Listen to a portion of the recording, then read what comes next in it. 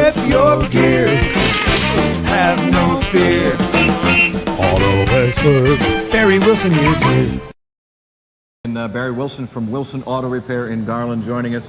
And companies, the car companies, finally getting smart when it comes to battling the thieves.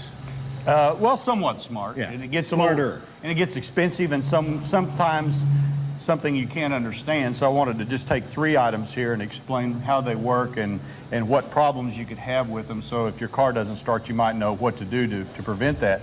This first one being a key that applies to General Motors, although there are other cars that have these. Yeah. And you can see this little black pellet in here.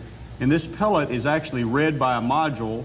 And then the module says, oh, this is the right pellet for this car, let's let it start. It's actually a little resistor. Okay. Now, I had an incident where my neighbor down the street had this fall out, and they put the key in the car and then called me because it wouldn't start, and we messed around for half a day trying to figure out what was wrong with it, and his wife walked out and said, oh, you got the wrong key. This is the one without the pellet in there. So when that's not in there, the car won't start. Now, in fact, some people I know have been going down to get an extra key made, and it's cost them a bucket of money. It's very expensive. If you lose this key or this pellet, then they have to remove the module from the car and read it so they know which resistor or pellet has to be in there to start the car again. So it gets kind of expensive, and you don't want to have that happen to you. Okay. Now, they can read this one to make you another key, no problem. Okay. This is another one that is, you know, as we push these buttons to start the car, and let me just open this up, if I can here slowly, and show you that there are batteries in here. Right. And that's why I brought this screwdriver, was to be able to get this open.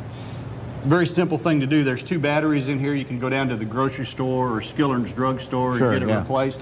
And that's all you have to do is just pop it open like that with a screwdriver or dime and replace those 2 dime-sized batteries. Make sure you get the right one. That's all. They've got numbers on the back of them. Okay, 30 seconds left. Okay, last one is just these keys, right? This toggle switch that a lot of people refer to.